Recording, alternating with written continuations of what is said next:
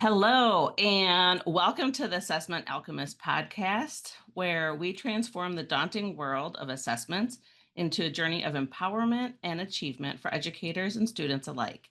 I'm Tina Wiles, your guide in this quest to conquer test anxiety and unlock the secrets of effective test preparation.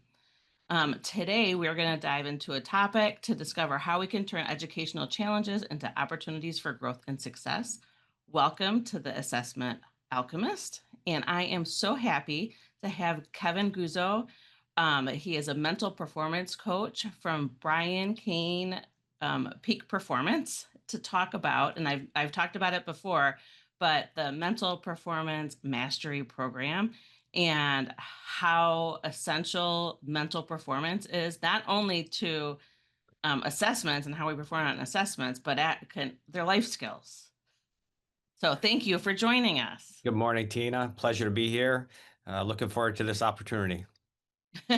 And so how did you get into the mental performance aspect? If you could fill us in a little bit about your background. Sure. So I've been in public education for 31 years, as a teacher and coach for 9 years, and I'm currently in my 22nd year as an athletic director. About 10 years ago, I was thinking about what we missed in helping our student athletes reach their full potential. So we were doing a great job with the physical part, with the weight training, et cetera. I felt like we were missing a certain component to help them perform their best when it mattered most. So in 2016, I went to a conference in downtown Chicago with Brian Kane, completely changed how I looked at things, both personally and professionally. Started drinking the mental performance Kool-Aid that Brian was presenting. Changed my life for sure, for the better. But came back fired up to help my coaches, help our student athletes, really dive into the mental game. So we were fortunate. Brian was able to come to our campus for a couple summers in a row to work with first just our coaches and our athletes, and then all of our administrators, our teachers, changed our culture. Known Brian for 10 years now. Great guy. He's been a mentor of mine. Got certified through his mental performance certification program. Have become one of his mental performance coaches. So I can see the benefit that it does for both students, athletes, and everyday people, right? We should be working on becoming the best versions of ourselves and implementing some of these basic strategies to help us. I've seen the progress people I work with have made. Yeah, absolutely. And what I love about it, I was so happy. So I only found Brian Kane earlier this year. But the aspect of, and I've found it's so easy that my students just kind of grab on to these easy to implement things to help improve their attitude towards how they're approaching stuff. And is that what you see as well? Because you said you've even used it with the student athletes, but also the teachers and like the whole school culture. Yeah, what we say here is, in order to be the best for your student athletes, you got to be the best for yourself first. It's hard to lead others unless you lead yourself first. So one of our common themes and a message that I've given to school districts that I've worked with is you have to be selfish to be selfless. Like take care of yourself first so that you can help others. Right? In education, we're servant leaders. That's what we Yeah. do. We serve others, right? That's why we went into this profession, to help people achieve their goals. But if our gas tank's empty because we're not taking care of ourselves first, it's really hard to serve others at the capacity that we want. So what we do through mental performance is make sure that we're taking care of ourselves first through daily habits, through daily routines, through ways of getting a little bit better every day, so that when we're in front of students in a classroom or in front of athletes on the athletic field, we have the energy we need, we have the focus we need, we have the attitude we need so that we can really help those that we're working with. Absolutely. I know from personal experience that you cannot perform at all when your own tank is empty. That's for sure, right? And that's Yeah, what happens. right. We Yeah. we work, we work, we work, and we're constantly worrying about taking care of others. And then by the end of the week, we're exhausted or we get burnt out, and we don't have enough left to give. So we just have to make ourselves a priority. Keep working on the best version of ourselves so we can be the best for others. So how do we do that? Like, right? Yeah. Like what? So I know you talked about 1% better every day, right? That's a book that Brian has and that you've really like embodied. Hmm. So what advice would you have for someone that is at the point where like I don't have anything left in my tank? So Hmm. how do I get to the point where I do have stuff in my tank to be able to give to others again? Sure. I think it's all about a couple of things. Number one is to start that stops most people. So we got to Mhm. find ways to start. Right? A little physics lesson here. An object at rest stays at rest. An object in motion stays in motion. So Yeah. we got to start. Right? They always say the heaviest weight in training facility is the handle to the door that enters you in, because we just don't get in there. So what we got to do is start the process, and then we like to say you got to do a little, a lot, rather than a lot, a little. It's overwhelming to think, oh gosh, you're saying all these great things, and I have to change all this stuff, but I just don't have time. Well, by focusing on doing a little, a lot, not a lot, a little, what we're trying to do is invest in ourselves for just a little bit part of every single day. And when you do that consistently with discipline over time, the compound effect works magic. And over time, you get a lot better. It's the aggregate of marginal gains. So, this idea of 1% better, Brian wrote this book called 1% Better. My claim to fame is, I told Brian that it's a great concept in the clouds, but in the dirt, nobody really knows what it means. Being a former Yeah. math teacher, 1% of your Yeah. day, there's 1,440 minutes in a day. 1% of that is 14 minutes, 24 seconds. So when we talk about 1% better, let's give people a specific measurement. If I want to get better in fill in the blank, let's invest in ourselves for 14 minutes, 24 seconds every day. Now it doesn't seem so overwhelming. Everybody has Yeah. 14 minutes, 24 seconds. Now, some people who might be listening saying, I don't, I'm too busy. That seems like a lot. My rebuttal to that would be, are you living out of preference or principle? I No, absolutely, right? Like Mm. I always say we have time for what we want to do. Yes, great point. Yeah, yeah. So if you're at the point where you're like I don't feel like I'm like filling myself, like you said, like the Mhm. hardest weight is just to start. And Mhm. when you put it down to 14 minutes and 24 seconds, that sounds like nothing. Like without a doubt, we waste that time Oh, sure. at It's least 14 minutes a day, Mhm. right? Think about, scrolling social media, watching Yeah. Netflix, kids playing Xbox, being on TikTok. Everybody has 1424.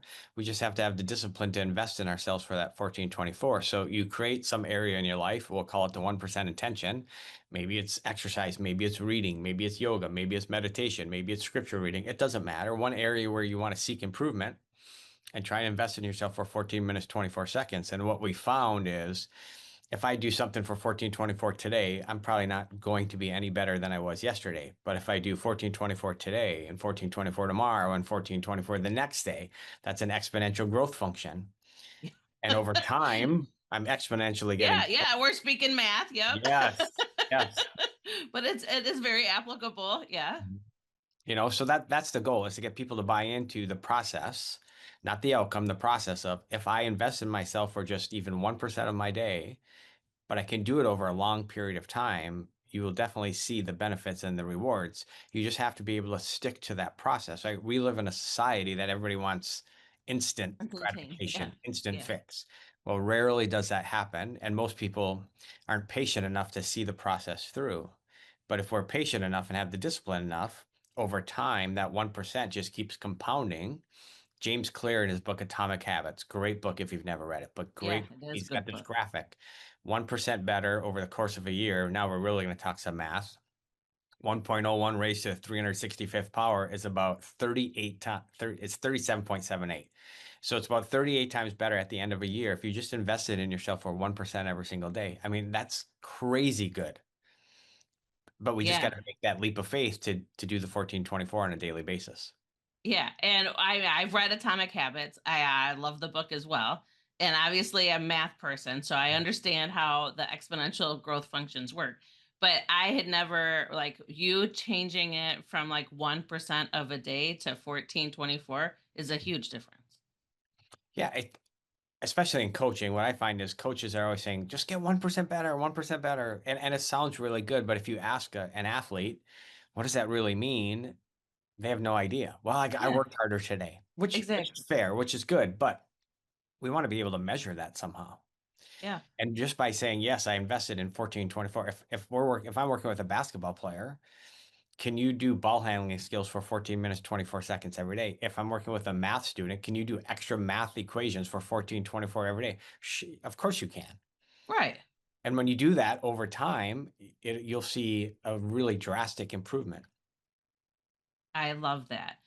And you've shared a couple like examples of how you would use it with students or teachers. Do you have an example where you've seen the 1% better philosophy actually help someone's performance, whether in school or work or their lives? Yeah, so in my district, every November, I have a little fun and I do the No Days Off 1% Better Challenge. And I invite every single employee within my school district. And I just basically say, who wants to get better with me in November? Create a Google Doc, put everybody's name, put their 1% intention, and then give everybody editing rights because, let's hold each Yeah. other accountable. And, seeing other people check off the work, that's Yeah. kind of peer pressure in its simplest form. Nobody's calling each other out, but you're seeing other people get better, so you don't want to be Right. left Yeah. out. That's Yeah. the idea of this Google Doc. But no doubt about it, when people come to me at the end of November and say, I just ran every day for 1424 in November, or I just read, or I was more intentional with my family, they feel really good about themselves. And all they did was measured it in some way, right? Measurement equals motivation. Yeah. So we have to have some type of measurement to see the progress we're making. So a simple spreadsheet that shows, yes, 1424 today, 1424 tomorrow, 1424 the next day, that gives momentum, makes people feel good, maybe a little dopamine release. Like, look at what I'm doing here. After 30 days, it's almost a transformation. That's amazing. And you're getting to that habit Mhm. level as well. Right. I think, depending on who you read, but Yes. 21 to 28 days to form a Uh-huh. habit is what I typically see. So if you Yeah. make it that far, you've just created a new habit in your life, typically for the Exactly. Uh, Exactly. hopefully that just jumpstarts, some type of transformation in one's personal life. Yeah, and then that what then you could take that 14 minutes and use it for something else the following month after you've already created the habit for the first one, right? And that's how Exactly. yeah, even greater exponential growth, Mhm. right? Right. I always say, like, if you want to be crazy, go for 2% of your day, 28 minutes and 48 seconds, which is still not a lot. It's still Right. not a lot, but, start small, right? We never want to overwhelm people. Start small, start with the 1% and go from there. That's awesome. Um So like I said at the top of top of the podcast, but also I've shared on other episodes. Like I am obsessed with mental performance mastery and the tools and how easy they are to implement. What are some of your favorite MPM tools that you think help with this idea of steady incremental improvement? Yeah. So there's an app that we recommend called Habit Share. It's a free app. Oh, You create your own account, and basically, it's a glorified success checklist. So in the app Habit Share, you go in and create habits that you want to do on a daily basis to help you become the person you're striving to become. And then it's a simply green, red. Mark it green if you do it, red if you don't. So it's a way to check in every day with the person you're working on becoming. The beautiful thing about Habit Share, different than some other apps I've used, is you can share it with people. So if I'm working with a team, for instance, we will always do a team session on Habit Share. So everybody create an account. Let's all come up with at least 5 habits that we can collectively agree upon to push this team in a better direction. So it might be making your bed, fist bumping your teammates, getting enough sleep, etc. You share then your habit share amongst your fellow team members. The cool thing is then every time, so Tina, if you and I became accountability partners on this app, you would see my habits, I'd see your habits.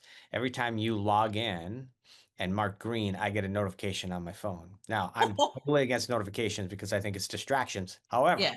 If you were to look at my phone, it's constant notifications from habit share because I share this with anybody and everybody. Selfishly, it makes me better because if I'm going to share my habits with people, I darn well better do them. Otherwise, I'm pretty Right. much fake. And number two, it's my way to see if people are doing what we said we were going to do. So the accountability with this app is huge. You get self accountability because you're checking in on a daily basis. And those that you're working with or in your network, you can hold them accountable as well. I love it. And I will link the in the podcast notes for the show, I'll put in the link to the Habit Habit Share share. app. Great app. Yeah, Great so app. that yeah, so hopefully ever I will be downloading it. Perfect. Hit me up. I'll share my email so we can become accountability partners. Oh, awesome, awesome. So and I know personally this happens for me, so I know it happens for others.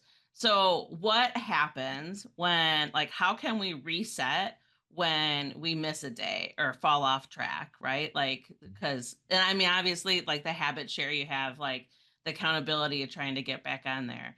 But, like, if once you have like the momentum going and then like you miss a day or two or you Mhm. get sick or whatever, how can you get back going again? Yeah, that's a great question. One of my rules is never miss twice rule. Life's going to happen and you're going to miss Yeah, occasionally. I mean, I yeah, miss unfortunately, I probably missed too much, but my goal is to never miss 2 days in a row because, habits work in both directions. If I yeah, miss 2 days, it's easier to miss 3 days. Well, once I've missed 3 days, it's like, what's the purpose? I'll take the week off. absolutely. Yeah, So yeah, I always say if I miss one day, that's fine. That's called life. I just don't want to miss 2 days. And there situations where I miss more than one day, obviously. But I try to always look on a daily basis to say, all right, if I miss this, I got to get back on it tomorrow because we just don't want to go down that spiral of if I've missed a couple, it becomes easier to miss the next one, the next one.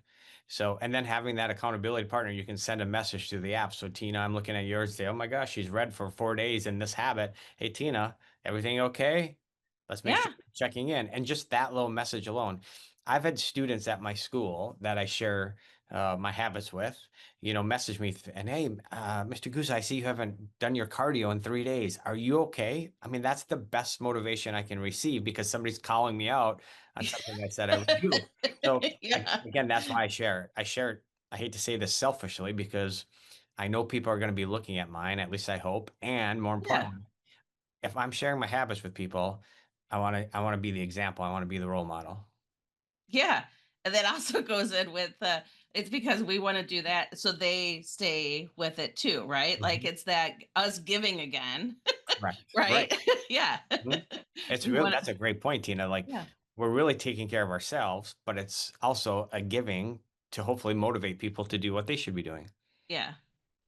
Yeah, and like you said, like, it's hard to you can't send something to somebody saying, like, "Hey, are you okay?" if you haven't been checking in on them Exactly. too, right? Like, Hmm. yeah, Yeah, that would be a bad yeah. example. Very bad example, Mhm. and we know for sure that those kids will call us out on it. Yes. Yeah, and that's what you want, right? Yeah, A team wants accountability. A team wants yeah. a certain level of holding people accountable to the standards they've set. So, do you have, like, a favorite daily routine or some kind of ritual that helps you with staying consistent? Yeah, I'm a big believer in what I call bookending my day, AM routine and PM routine. We Yeah, have the most time to ourselves when we first wake up and typically when we get ready for bed. Everything in between, people are demanding our attention and there's distractions. So I'm really good at my AM routine. My PM routine probably needs some work, but I try to be very intentional with my time in the morning. So I wake up before my family wakes up and try and do some physical exercise, try and do some educational thing, which is, listen to Brian Kane's Mental Performance Daily podcast, read one of his books called The Daily Dominator, which is just a story a day, read The Daily Stoic. I love studying Stoicism, just finding time for myself, do a little journaling before, because once I grab my phone, once I look at my computer, once I come to work, chances are I'm not going to take care of myself anymore. So just being right. very intentional with some time in the morning to take care of myself first, and then the evening just having a little time to reflect and refocus. So before I go to bed, just having some time to myself to think, all right, maybe it's a well, better, how, what went well today, what do I need to do better, how am I going to do it? Maybe it's just alone time, solitude, just trying to Yeah, come to yeah. neutral a little bit. So, like I said, I'm not very good at my PM routine. I feel like I'm always scrambling, but my AM routine is pretty solid because I try and do the same thing every morning about the same time just to set myself up for a good day. No, it's amazing, and it sounds if people need, like, more some guidance on that, the Miracle Morning series, that's Yes, what it sounds like. It sounds great like that's book. what you do, yeah. Yes, a But really good that's book. yeah, that's a phenomenal book, and they have them for all different, like, actual like, careers and stuff to help Hmm. make it even more personalized. But, yeah, doing those savers every morning can make a big difference, right? Right, And, like right. yeah. Yeah, start your day off. Start your day off with some alone time. Start your day off in an energy cycle. Start your day off with a win. You can't win the day unless you win your morning. So, just doing some little things in the morning to give yourself that momentum for the rest of the day. That's fantastic. Was there anything specific that you wanted to make sure that you shared with people about Well, what I to think I think like anything else, we all want to be the best that we can be, and that's not going to happen by accident. It only happens with intention. So if you're looking to make improvements in your personal life or in your job, your profession, or whatever it is, um, you really just have to look in the mirror. Is what it comes down to. And I like to say this: whatever results you're currently getting in your life are in perfect alignment with your daily habits and routines. If you want better results, then you probably got to look at your daily habits and routines. Most people have goals for themselves, and if you're not achieving them, you can either change the goal or change your process. Well, most people don't want to change their goals, so you just have to look at your process and not make huge changes. That's what this is not all about. It's about making those small changes that over time you'll see significant improvements. yes. And like what you said was like absolute perfection. In my mind, right? Because when we are like falling short of what we're trying to achieve, the hardest thing to do is to look at ourselves and be like, okay, so what about what I'm doing isn't getting me to where I want to be? Hmm. But also what you followed it up with, but it's the 1%, right? Hmm. It's that 1424. And that is what makes the difference versus like, oh my God, I'm not doing what I need to, and I'm going to change everything in my life right now. Yeah, and then people just get Yeah. overwhelmed and typically give up because of that overwhelmed feeling or get burnt out. Just small little incremental changes over a long period of time is the difference. Yeah. Oh my gosh. This was gold. I love it. It's fun to talk about. Very passionate about the topic and helping people just go kind of from where they are to where they want to be. And you don't need some magic potion for it. You just need to find some daily discipline in your life. Yes. So if you wanted our listeners to remember one thing from today's conversation about being 1% better every day, what would it be? Yeah, maybe we'll go to the eat the frog concept. Ooh, Right? You another probably good read that book. book? Yeah, another good book. I figure you've read that one. I think you and I connect very well here. Yeah. As your day goes on, more and more stuff gets thrown your way. So if you want to take care of yourself, create a morning routine, do that 1424 every single morning. And that's like eating the frog, right? Oh, I'll do this later, or I'll procrastinate. Chances are you won't get to it. So start your day off with a win by investing in yourself for 14 minutes, 24 seconds, and then let the magic happen. I love it. Kevin, I am so grateful that you took time to go through this with us. And I'm so excited to implement a lot of this stuff in my own life now. Yeah, Well, great. I'm Well, I'm one I'm one of the people that does try to go to the, oh, I'm not going to do 1%. I'm going to do like 99%. mhm, And then see what happens, right? Doesn't right. doesn't stick, right? Mhm. Um Well, well, thank you, Tina, for having me on. Truly a pleasure, and I love talking to you. I can see we have a lot of similarities, similar backgrounds, so it's been a great conversation.